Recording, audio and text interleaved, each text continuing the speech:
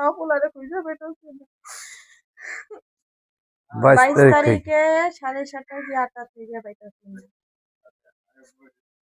Police করবে, আমরা তদন্ত করতেছি, আমরা দেখতেছি, ওরা তো কিছু নাই, অনলাইনে জিডি করছে।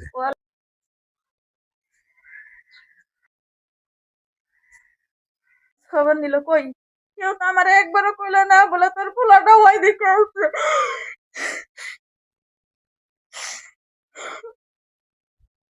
কালকেও আমি ওরকম সকালে গেলাম জেলখানায়, ও দেখি আমার পোলা জেলখানায়, বুঝলো কেউ জুল সন্দেহ করে ধরে।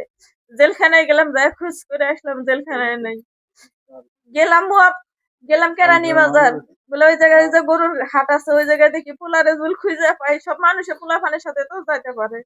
গেলাম, কিন্তু পোলারে কোনো জায়গাতেই পাইলাম না। অথচ মানুষের ছবি দেখাইছি, পাইনি। অথচ আমি নিজেই ঘোল হয়ে গেছিলাম, আর মাথাটা চোর করি না। কত কষ্ট করে মানুষের জিগা জিগা তারপরে আইছি।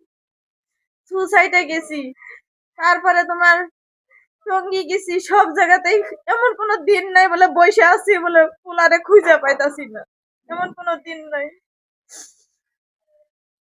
আমি মাননীয় প্রধানমন্ত্রী তারেক জিয়ার কাছে বলছি, আমার জানি সন্তানের জানি আমি ফিরে পাই।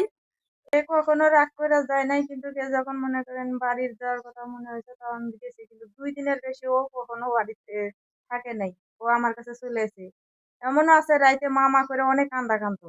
আমার শাশুড়ি আমার মোবাইল করে কইতো, দেখ তোর পোলা তোর লাগে অনেক কান্দা কান্দছে, কিন্তু এ ওরে আটকাবার মতো পায় নাই। ও সকালেই চলে আইতো। এমন একটা দিন আছে, ওর সাদা আমার শাশুড়ি কইছে, বলে ভাই গাড়ি ভাড়া নাই, 500 টাকা আমি তোরে দিমু জোগাড় কইরা।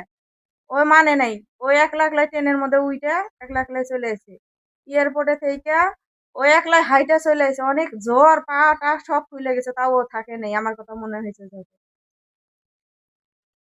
এই যে আজকে 14 দিন হইতাছে, পোলারে খুঁজেও পাইতাছি না।